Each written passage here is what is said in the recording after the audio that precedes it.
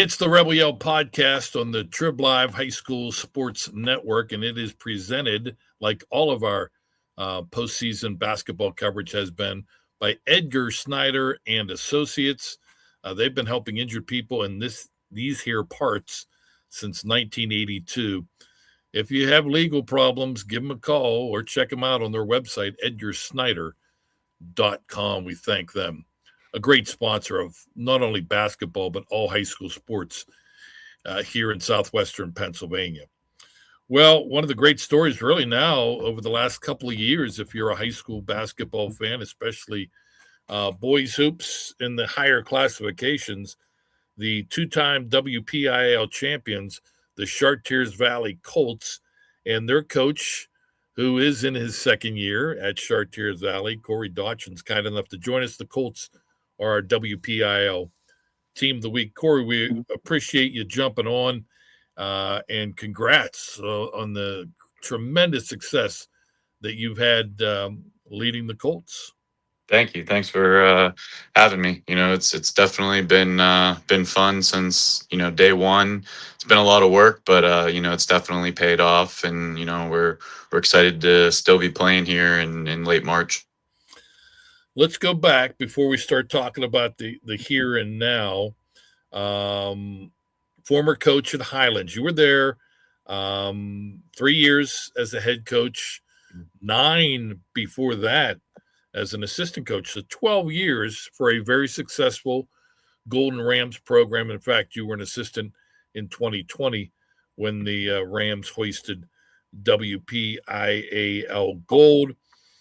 Just talk a little bit about the timing and what we've seen with a lot of coaches, that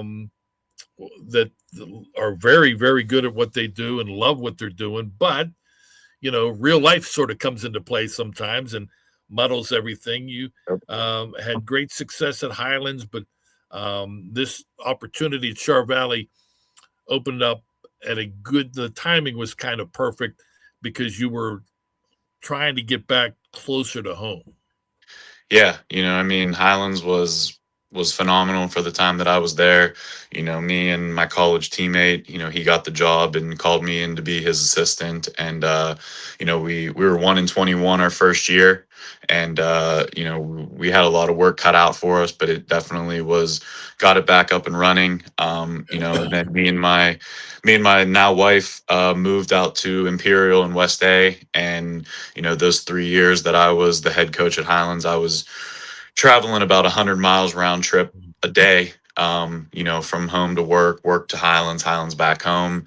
And then, when she got pregnant with our daughter, I just knew that wasn't, going to work out anymore. It wasn't going to be fair to her. She already sacrifices a ton for me to be able to put in the time and do what I do. And for me to be gone as much as I was, it just wasn't going to be fair with, a child in the picture. So when the Char Valley job opened, I threw my hat in and gave it a shot, and lucky enough to get it. It was very competitive. It was a long process, 3 rounds of interviews, an on-court interview, practice with the players. So it was very in-depth, and I was very fortunate and blessed and lucky to be here and, to have this job. Now, I want to touch on something that you mentioned in a moment. One thing I wanted to ask you, Brandon Sensor, who had taken over for Tim McConnell, Timbo, everybody knows what he did with that Chartiers Valley program, uber success over decades. Brandon comes in and did a nice job as well with the program, but he resigns. Mentioned that he wasn't getting a whole lot of support from the athletic department. When you come in, a good opportunity because of the success that the Colts have had too. And again, it sort of fits what you were looking for in being closer to home. But was that a concern at all? And did that quickly go away once you started talking to the administration? No, it wasn't really a concern. What happened before me happened before me, and I can't control that. I can't let that affect me. I was going after, a job that that was appealing to me for a lot of different reasons. It's 15 minutes from my house. It's 10 minutes from my work. So it just checked all the boxes. It has a rich basketball history.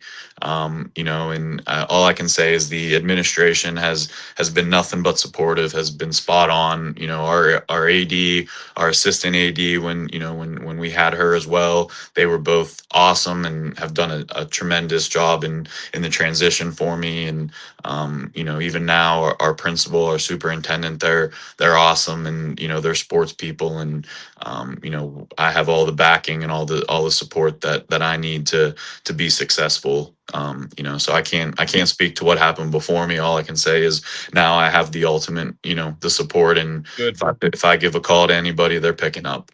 good. That's good to hear.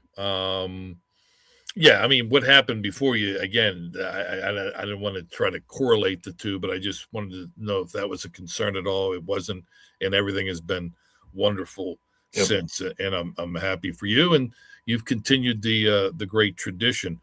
The one thing I wanted to get back to, we're sort of polar opposites as far as on the being on the parental side of things.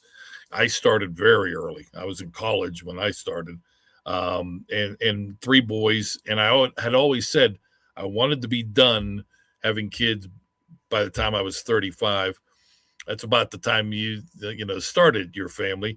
Yep. The lovely Avery, you mentioned she's 19 months old. How has that sort of changed? Not only how you maybe approach your job as a basketball coach, but just life in general.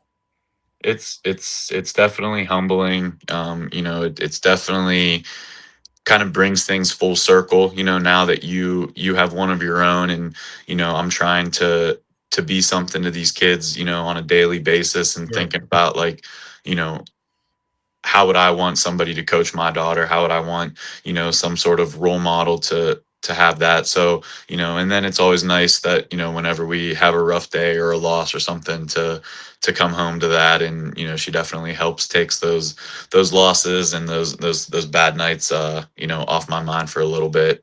But it's just now that I'm on the other side of it, before I was just a coach, now I'm a coach and a dad. And so it's just definitely humbling, and makes things come full circle. Yeah, it's so awesome to hear, that bad day at the office, come home, and this beautiful child sort of turns things around. Just a warning that in about 16 years, it's going to be the opposite. You'll be Yeah. in a good mood coming back from a victory, and then she'll bring you back to earth real quick. So Yeah. Yeah. Yeah. there's two sides to the story. A year and a half. What's her free throw percentage like now? Well, we have a 3-foot hoop over there, and she's dunking. So she's already in the 90th percentile for her height. Her mom's tall. I'm 6'1" or so. She's been checking all the boxes at all the Good, doctor's visits. So we great. hopefully we have a point forward in our future. You can't start too early, right? Oh no. What kind of ball player were you when you were young? I was okay. I played at Vincentian, and then I went up to Gannon, and played up there. And Cool. my first 2 years up at Gannon, we were 56-9. Went to the NCAA Division II Elite Eight, PSAC champions. So I had a good college experience. Hmm. Were you running for Coach Ukaitis? No, he came after me. Okay, I was going to say you probably still have your tongue dragging out. Yeah, my first 3 years. I played for Buzz at North Hills. Oh, okay, yeah, Yep. all right. Um, so okay, you mentioned your buddy called Hmm. your college buddy, Yep. and sort of sucked you in to becoming an assistant at Highlands.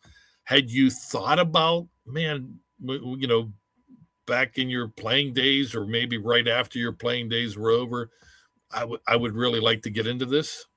Kind of, because my senior year, I got an internship with the Bayhawks, They were the NBA D League team of the Cavs and the Raptors, and I got to do some player development and work with the coaching staff, and got to do some on court stuff. So the interest kind of started there. But actually, when I moved back home after graduating, I actually did 1 year freshman coach and varsity assistant at Deer Lakes under Joe Lewandowski.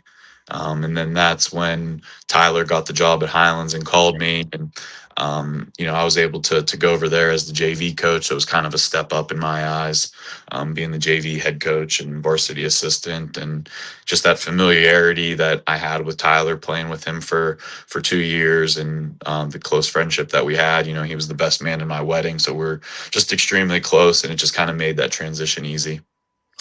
Corey Dotchin, head coach of the Chartiers Valley Colts, two-time WPIAL Class 5A champions. Now a couple victories away from adding a state championship to a very blossoming resume. Headed to the semifinals on Monday. Coming into this season, off of the year number one, in which you guys went the distance, a little different mindset. You had a lot of players coming back, so you guys were in everybody's top five, if not at number one, coming into this season. So there's that big old bullseye you got on your chest that you may not have had to deal with as much your first year. Was it a different mindset, and did you try to express that early on to the team? Yeah, I mean that was basically the message that we said to these guys, and that message really started in our exit meetings after we lost in the state semifinals last year with the guys that we knew that we had coming back, guys that we knew that were going to be in more important roles than they were last year, and just letting them know we got the targets on our back, everybody's coming for us, we're going to get everybody's best shot, we're going to be everybody's Super Bowl. And we had some openings in our schedule, and I kind of prepared and filled that this year with it, with us going out to Ohio, and playing that team from Cleveland that we did, and putting Aliquippa on the schedule, and some teams like that to get us ready, and and challenge us a little bit more than we were the year before. Yeah, and you guys passed. You guys passed with flying colors. A tremendous regular season and into the district postseason, culminating with a second straight championship. Talk a little bit about that performance. Airtight and a big showdown with Thomas Jefferson. Very low scoring, sort of a little bob and weave action in that first quarter of the championship game against TJ. You only limit them to 3 points, which again says a lot about your defense, because the Jaguars can score the basketball. And then you guys really picked it up on the offensive side in the second quarter. And by halftime, you're up 31-14 on your way to a second straight championship. Just talk about the overall performance, and especially that big second quarter that helped you gain a second straight district gold medal. Yeah, I mean the message has always been to these guys is defense travels. Me and my coaching staff spend a lot of time watching film, getting these guys prepared. And they bought into that defensive first mindset, and I feel like they really did that last year as well. And so we had that familiarity and that experience to get us into that point. So when we went into that game, those guys knew what they needed to do. I still think there were some jitters, and that was why maybe we only had 8 points, but the defense was there, and they battled, and then they kind of settled in, and we talked in the huddle, like on some adjustments, and I think that's why we were able to have such a blow it open in that second quarter. But still stay true to who we were. It's a team that in the times that I have seen you guys and in this championship game, it's not a deep team. And when I say that, it doesn't mean to say that it couldn't be if need be, but you get a lot of tread work out of your starters, Jake Lewis, Luca Federico, Logan Helfrich, Danny Slizik, and Julian Semplis, which rightly so, because they all played big roles in your championship run. a year ago, but they have done great work and just have gotten better. I mean, with that experience, Hmm. none of them ever seem to panic when it's clutch time. And you've played some tough games. Yep. You mentioned the schedule, but some close games coming down to the wire. You guys don't blink, and again, it's confidence and it's experience. Yeah, I mean, and I think the other thing that kind of goes a little bit is the preparation that we do kind of leading up to that. Those guys know what they need to do. And it's just a matter of fact of doing it. And sometimes that we have to, call a timeout to reel them back in to get them to refocus. But yeah, I mean, Julius Best coming off of our bench Yeah, has been phenomenal for us. And Silas Vergit, playing an extended role than what he did last year as a freshman. We have all the confidence in our top seven guys, and they've all played tremendous points for us at some point in the season, injury, foul trouble, sickness, or whatever. Guys stepped up and made good plays. yeah, good teams. At least in this neck of the woods, we're it's good basketball. Yep. But we're not putting out 5-star recruits on a consistent basis. Um, but the one thing I love about your team is that you can. For you. I'm sure it's great joy because it's like moving chess pieces. I mean, they can all handle the rock. They can all score the basketball. They can all defend like crazy and when you have that, it allows you as a coach, hey, you want to run, we'll beat you 80 to 70. You want to slow it down, we'll beat you 40 to 30. It gives you and your staff a lot to work with. Yeah, and I think it makes it hard to game plan. The other day or last night when we played Johnstown, they tried to slow it down and they tried to grind it out in the half court and really be patient, and our guys were able to buckle down and guard and play that way. Same thing with Moon. We got by them 39-37. It was the same type of Yeah. game. But then TJ wanted to run with us, and we were able to run and but also get stopped. So I think it just speaks volumes to our guys that they listen, they execute every day in practice. They come focused and ready to get better. And it's truly a special group. It makes my job easy. Easier, I should say. But they're a fun group. They're special because of just who they are and what they're all about. And it's a big part of why we have the success that we have. I mentioned your starters, and I'm glad you mentioned Julius Best because he has really picked his game up in the postseason, especially here in the state playoffs. Led you with 18 points in the first round victory over Exeter Township, and led you again in the quarterfinal win over Johnstown with 18 points. Mm-hmm. Yeah, I mean he's been doing it all year. When we had a game, a section game, I forget which one it was, but Danny was sick and couldn't play, and Julius stepped right in, and I think he led us in scoring that night with 18 or 20. He came off the bench against Lincoln Park at home and had 21. Was our leading scorer with Luca. He's a senior. He gets it. He accepts his role. He embraces his role, and he shines in his role. And he's our third leading scorer, and I don't know if there's too many teams in the WPIAL that bring their third leading scorer off the bench. And if they do, I don't know if their attitude, as young kids would be mature enough to handle it, and he handles it. And if I send him in the first 3 minutes, or I hold him out until the last minute of the first quarter, he goes in and does the same thing that he does. And it's truly special because we get better when we go to our bench sometimes. Last night we made 4 threes, and all 4 threes came from our 2 bench players. And so we just embrace it, and those guys don't care about the spotlight, and they just want to continue to win and play for each other. Yeah, I mentioned we don't grow a whole lot of 5-star prospects, but you got a special one in a young man, sophomore Luca Federico. The sky's the limit. Yep. He had 13 points in the victory over the Trojans in the quarterfinals for the Colts. But what a monster performance in that victory at the Pete over Thomas Jefferson. 31 points. There's not much he can't do.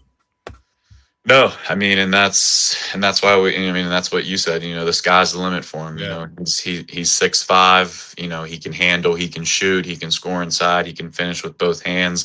Last night he guarded the Johnstown's best player and held him to single digits. And he impacts the game in so many ways, and he has so much more room to grow, so many areas that he can get better at, getting stronger. And we're excited to have him for the next 2 years. And but yeah, he's truly special. But the good thing about him is he's easy to coach. He's so coachable. When we talk to him, he looks you in the face, he shakes his head okay, and then he goes and tries to do it, to the best of his abilities. He puts in time on his own. We'll end practice and he'll go back in and shoot with his dad for half hour, 40 minutes. And so, the success that he gets is well deserved. And we're excited for him, and he's a tremendous piece for what we do.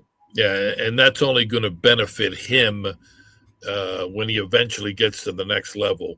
I think a lot of times young players who are so talented at scoring kind of lose focus on the other end of the floor, and the fact that you're matching up him against one of the top player from the other team, and he is getting it done on the defensive side, speaks volumes of his overall talent, and that again is going to help him at the next level.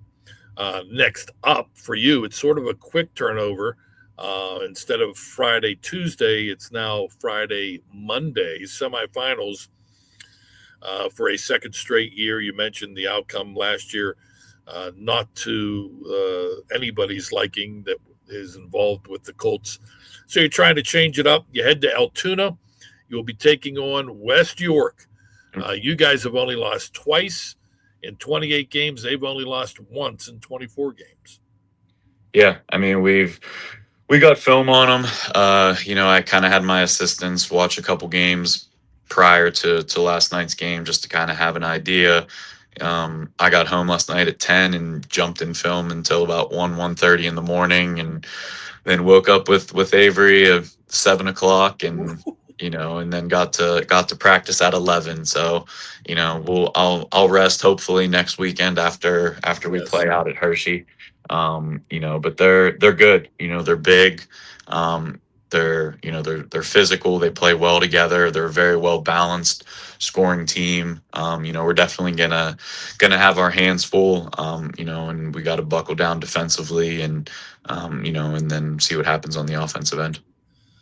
WPIAL versus District 3 spot in the 5A state championship game is at stake Monday night, 6 o'clock at Altoona. Everybody from the district, not just the Chartiers Valley School District, rooting for you guys to win and then head further east later in the week. I'll let you get some rest. I appreciate you squeezing us in. It is, this time of year with the coaching and with the young child, it's tough. But big time congratulations, Corey, on your success. Keep it going. I'm sure you will, not only this week, but in years to come. Awesome story, and I'm glad we could share it with everybody. Thank you for your time. Thanks for picking us, and thanks for having me. Good luck. Corey Dotchin, head coach of the Chartiers Valley Colts. We appreciate his time. We thank our friends at Edgar Snyder for sponsoring. We thank our producer, Chris Lackner, who really, to be honest with you, I got things going, so I'll thank myself as well. We thank you for joining us. Rebel Yell Podcast, Trib Live High School Sports Network.